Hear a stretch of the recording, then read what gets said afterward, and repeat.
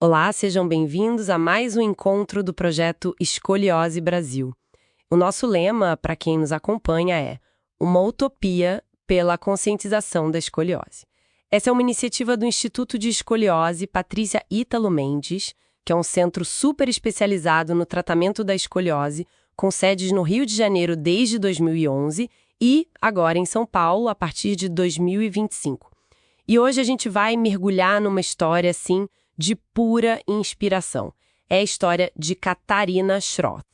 Exatamente. É uma jornada incrível que começa com um diagnóstico pessoal, lá no início do século XX, e que se transforma, num legado que beneficia milhões de pessoas até hoje.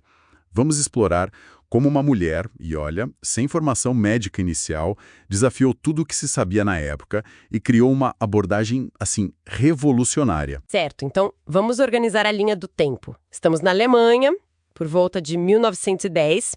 Catarina Schroth, bem jovem, recebe o diagnóstico de escoliose.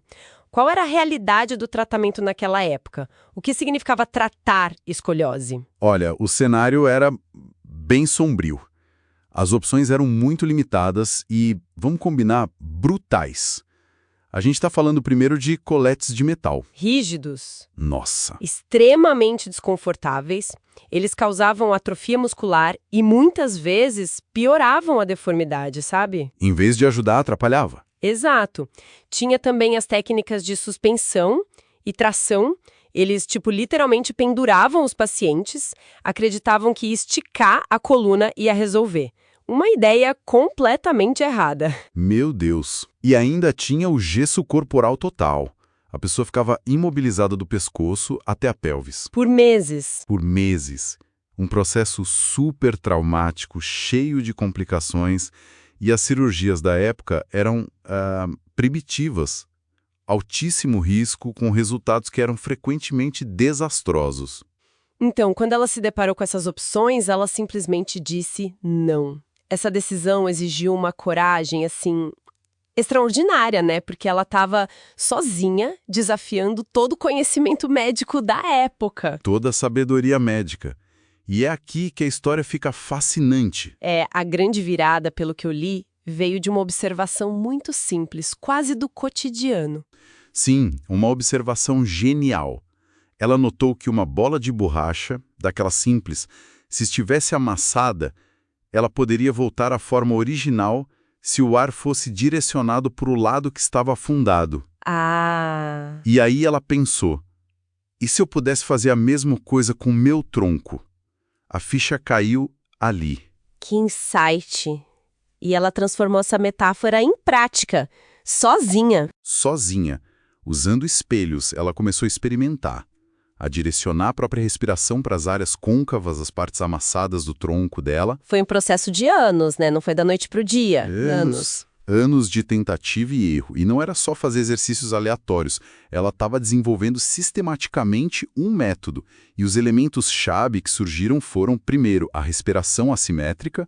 Que é essa habilidade de direcionar o ar para um lugar específico. Exato. Depois, a autocorreção ativa, a ideia de que a pessoa tem que participar ativamente da sua própria melhora. O paciente como protagonista. Isso.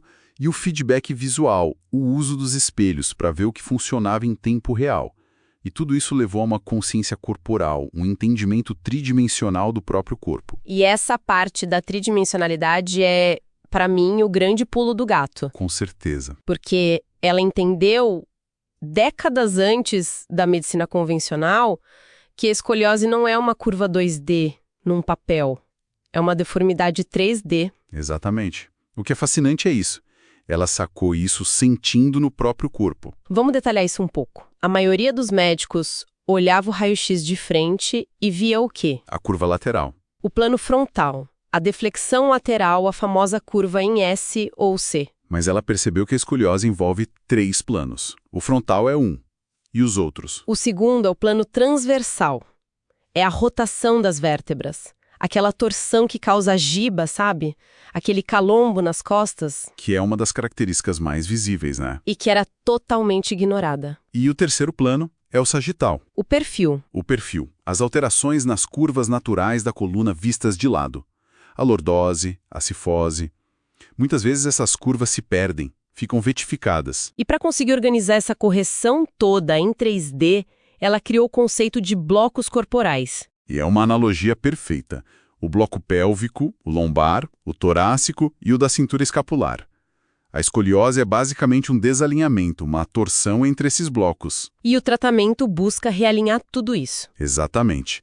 O tratamento busca destorcer e realinhar esses blocos. E tudo isso nos leva à contribuição mais revolucionária dela, que é o coração do método, a técnica de respiração rotacional angular, ou RAB. A RAB é o motor de tudo. É a técnica que ensina a pessoa a direcionar conscientemente a respiração para expandir as áreas que estão colapsadas na caixa torácica. E como isso funciona na prática? Funciona de várias formas ao mesmo tempo. Primeiro tem a expansão física direta. O ar literalmente empurra as costelas e as vértebras para uma posição mais correta, de dentro para fora. É como se a respiração virasse uma ferramenta para esculpir o corpo por dentro. É uma ótima forma de ver. E tem mais. Ao fazer isso, você reconfigura a musculatura. Ativa músculos específicos que vão sustentar esse novo alinhamento. E com a prática, o corpo e o cérebro vão criando novos padrões, né? Fica mais automático. Isso é a neuroplasticidade.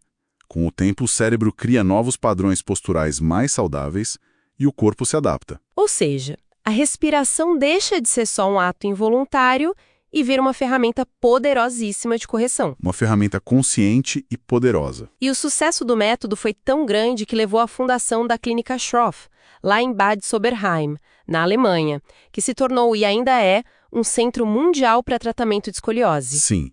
E o legado foi continuado e expandido pela filha dela, a Christa Lennart Schroff. A Christa teve um papel fundamental, né? Fundamental. Com formação em fisioterapia, a Christa trouxe um rigor científico ainda maior.